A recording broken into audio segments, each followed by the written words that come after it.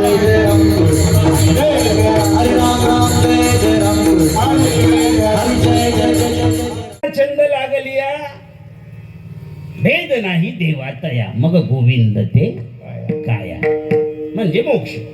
ऐका मधलं काय कुठं निघालात बदलापूरला झाला का गेला का बदलापूरला तो मधली त्याला काय काय काय काय लागतं मध्ये हा बदलापूर गाव तो पालटला की पूल लागतंय त्याच्या पण अगोदर अजून आहे ना बरंच गिचलिंगीच मिळली हे सगळं करत करत जावं लागतं ना की बदलापूर म्हटल्यानंतर पोहोचलो बदलापूरला नाही ना हे घेत जावं लागतंय ना असं आहे ना. तसं मुखी नाम आणि हाती मोक्ष म्हटल्यावर झालं का मोक्ष. मधलं काय ते मधल्याची प्रक्रिया सांगतात. रोज आपण हरिपाठ करतो ते याच्यासाठी ज्ञानोबारायांनी हे सगळं दिग्दर्शन करून ठेवलेलं आहे. पण समजून घ्यायला मोकळे पोळे एवढं. विष्णुर्नामैव पुंसाम शमलमपनुदत्. शमल म्हणजे पाप. शमल म्हणजे विष्णुर्नामैव पुंसाम शमलमपनुदत् पुण्यम उत्पादयच्च. ज्या वेळेला रामकृष्ण हरी म्हणणारा गोविंद गोविंद असं म्हणणारा स्वतः अगोदर गोविंद गोविंदचा नाद लागतो आणि एक दिवस त्याच्या जन्मामध्ये असा येतो की त्या गोविंदाच्या नामाचा त्याला छंद लागतो. याचा अर्थ असा आहे त्या गोविंद नामानं त्याला घेतलं. आतापर्यंत तो गोविंदाला घेत होता नामाला घेत होता पण एक दिवस असा उजाडतो की ते नाम त्याला घेत आणि काय एकदा नामानं त्याला उचललं घेतलं. हा कधी थांबताय नाम माहितीये का आपल्याला. अगोदर त्याचं चाललेलं आहे गोविंद गोविंद गोविंद गोविंद गोविंद मेरो है गोपाल मेरो है राम कृष्ण हरी जय जय राम कृष्ण हरी राम कृष्ण हरी जय. हे रामकृष्ण हरी हे गोविंद नाम सगळ्यात अगोदर त्यानं ह्या जन्मात आणि मागच्या जन्मात करून ठेवलेली जी पाप आहेत त्या पापाच्या मुळावर घाव घालतो. याचं नाव आहे शमलम अपनुदत्. पापाचा नाश करतो. हरी उच्चारणी अनंत पाप हरी उच्चारणी अनंत पाप जातील लयासी 2-4 दिवसात क्षण मात्रे हरी उच्चारणे अनंत पापराशी लयासी जातील आणि 2-4 दिवसात नाही क्षण मात्रे म्हणजे क्षण मात्रे पापे लयासी जातील. नाम आपण ज्या वेळेला घ्यायला सुरुवात करतो त्या वेळेला ते नाम आपल्या जन्मामध्ये असलेली जी पाप आहेत जी आपल्याला दुःख देतात परमार्थामध्ये प्रतिबंध करतात सुखाचा नाश करून टाकतात अशी जी पाप आहेत त्या पापांच्या मुळावर घाव घालायला सुरुवात करतं. इथून सुरुवात होते पण धीर पाहिजे ना आपल्याला. चालू हरिपाठामध्ये चहा कवा येईल याची वाट बघतो. कुठं पापाला आत्ताशी कुठं जाळायला सुरुवात केली की लगेच चहा आला मधला. थांबली पाप जशीच्या तशी जळालेली होती ती जिवंत होतात आणि पुन्हा येऊन थांबतात. कुठं माणसं महाराज थांबत नाहीत ना. म्हणून छंद मना लागलिया छंद सुरुवात होते आपल्या पापाचा नाश करण्यापासून. शमलम अपनुदत्. आणि एकदा का आता पाप काय तुम्हाला वाटतं आपण काय बारीक करून ठेवलेत का महाराज. जन्मलापासून मृत्यूपर्यंत दुःखच भोगतो आपण. म्हणजे पाप किती असतील कल्पना करा ना. ही एका जन्माचं झालं अजून किती जन्म भोगायची आहेत आणि केलेले कर्म भोगू दिल्याशिवाय नष्ट होत नाही. कल्पना करा जर एका जन्मात असलं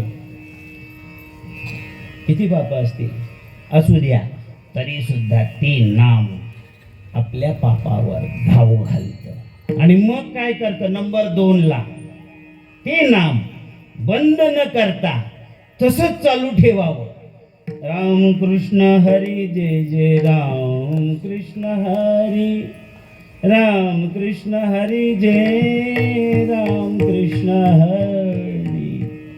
पुण्यम उत्पादयच्च.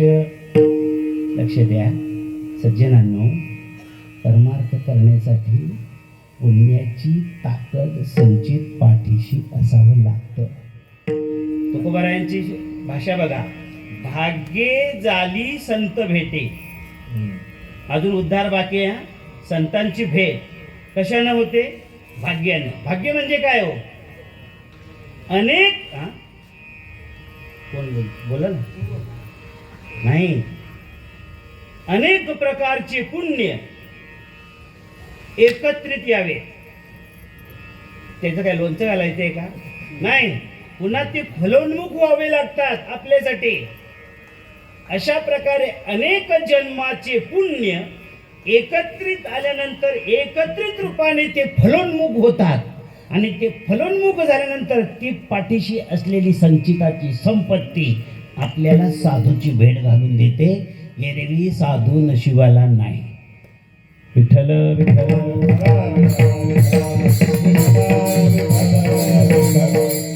भाग्य पुण्य फळले बहुता दिवसा. फळले म्हणजे काय? फलोन्मुख झाले. पुण्य फळले बहुता दिवसा, भाग्य उदयाचा ठसा. पुढे बोला, आलो सन्मुख तो कैसा. आणि पुढे काय? संत चरण पावलो. कधी? भाग्य उदयाला आल्यानंतर.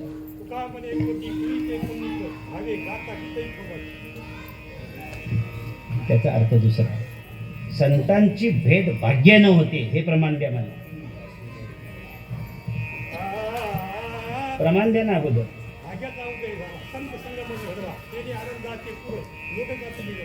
बोला आता बिंदास्त.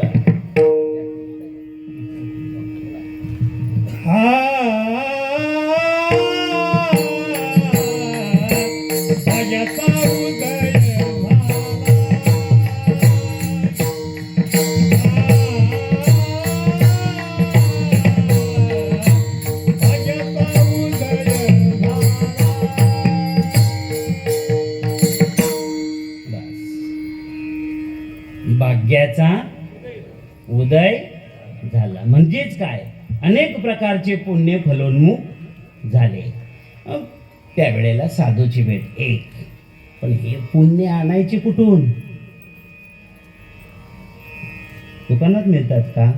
किराण्याच्या का फॅक्टरीमध्ये निर्माण होतात? कुठे आणायचे कुठून? त्याच्यासाठी सतत काय करावं? हरिमुखे म्हणा, हरिमुखे म्हणा, पुण्याची गणना कोण करी? सतत नामाचा उच्चार. हा नामाचा दुसरा परिणाम आहे. पुण्यम उत्पादयच्च. पहिला परिणाम आहे नामाचा आपल्या जीवनामध्ये, शमलम अपनुदत, पापाचा नाश. दुसरा परिणाम आहे नामाचा, गोविंद गोविंद मनाला गलिया. त्याचा दुसरा परिणाम आहे पुण्यम उत्पादयत, पुण्याची उत्पत्ती. आता पाप संपलं आणि पुण्याचं नुसतं जागा की नाही लालतो. त्याचा परिणाम काय होतो? पुण्याचं बळ असेल आपल्यापाशी तर वेगळ्या वेगळ्या प्रकारचे लोकांतर आणि भोग प्राप्त होतात. ब्रह्मादि स्थानम भोगम अवाप्नोती. ब्रह्मदेवादिक जी पद आहेत, अर्थात इथं बोलायला काय नाही वाटत, मला एका मिनिटात बोलून होत आहे. पण ब्रह्मदेवाचं पद, सरपंचाचं पद मिळवायला काय काय जमिनी विकायला लागतात महाराज. ब्रह्मदेवाचं पद मिळवायचं आहे कशाच्या बळावर? पुण्याच्या बळावर. किती पुण्य लागतील? ते पुण्य त्याला नामाच्या बळावर मिळतंय, कारण पाप संपलेलं आहे आणि ते पुण्य त्याला मिळतंय. त्या पुण्याचा प्रताप सगळ्याच्या सगळ्या रिद्धी सिद्धी, सगळेच्या सगळे स्वर्ग महर जनः तपः सत्यम, हे लोक त्याला या पुण्याच्या बळावर हात जोडून उभे. आमच्या लोकात चला, आमच्या लोकात चला. कशाचं बळ आहे? पुण्याचं बळ. त्या नामानं त्याच्या पाठीशी असं पुण्याचं संचित उभं केलं जातं, राहिलं जातं, ज्याच्या बळावर त्याला या ब्रह्मादिक लोकांपर्यंतचे भोग हात जोडून उभे राहतात.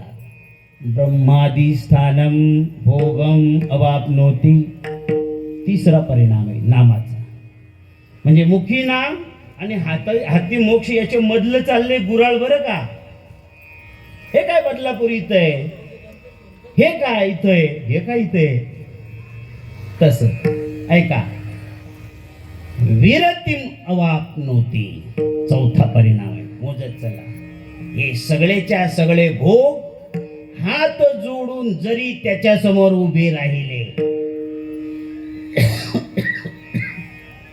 तरी विरतिम विरतिम विगता रती रतिनाम प्रेमम. ज्याला कोणत्याही भोगामध्ये अजिबात रुची वाटत नाही म्हणजे तो विरक्त महापुरुष बनतो. विरक्त महापुरुष कोणाला म्हणतात? ज्याला बायकोच मिळत नाही, देतच नाही कोणी, म्हणतो मला नाही लगीन करायचं, त्याला विरक्त बोलतात. देतच नाही कोणी तुला. विरक्त. सगळ्यात तीनही लोकातले भोग हात जोडून जरी उभे राहिले तरी धिक्कार करण्याची पावर ज्याच्यामध्ये आहे त्याला म्हणतात विरक्त.